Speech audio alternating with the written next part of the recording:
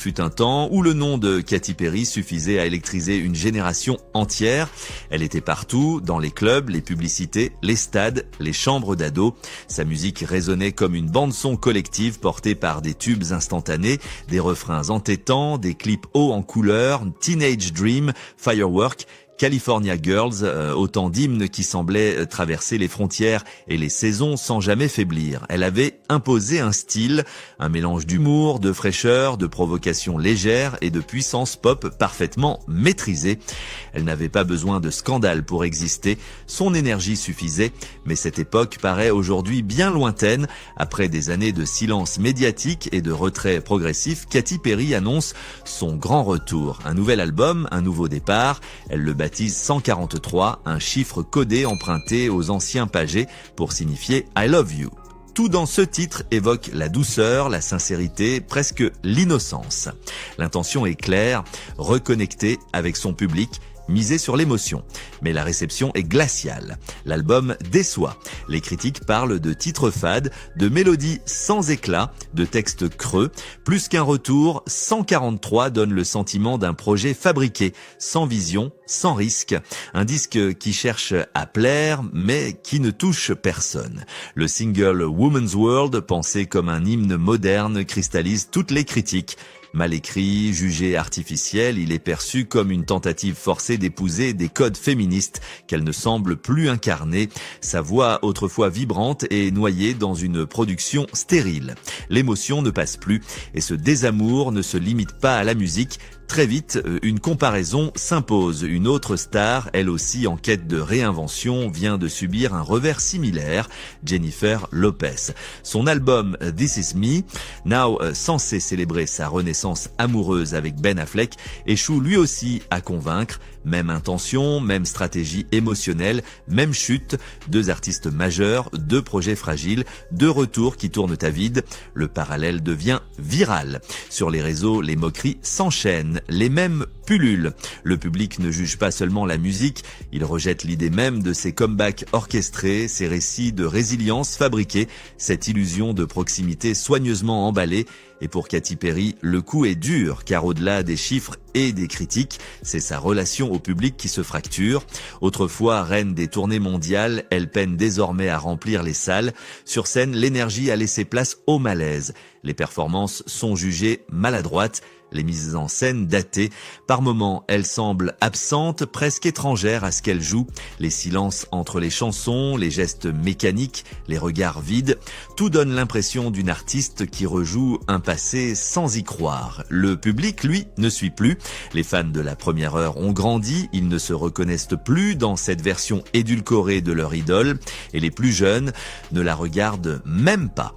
Ce n'est plus une question de goût, ni même de génération, c'est une question de lien rompu.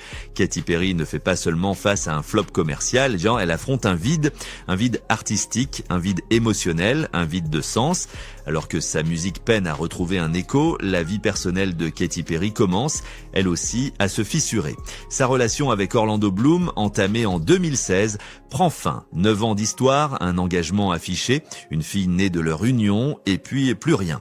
La rupture est confirmée, sans fracas, sans déclaration officielle, mais elle est là bien réelle, brutale dans sa discrétion.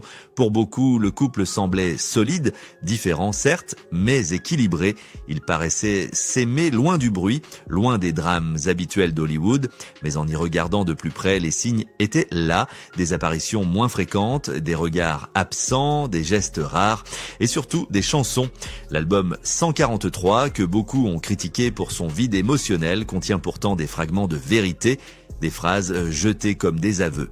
Dans I'm His, He's Mine, elle chante « Je suis chaque femme qu'il connaît, je suis toute celle qui hante son esprit, va trouver ton propre mec ». Ce qui pouvait ressembler à un jeu d'ego sonne, à la lumière de leur séparation, comme une tentative désespérée de retenir ce qui lui échappait déjà.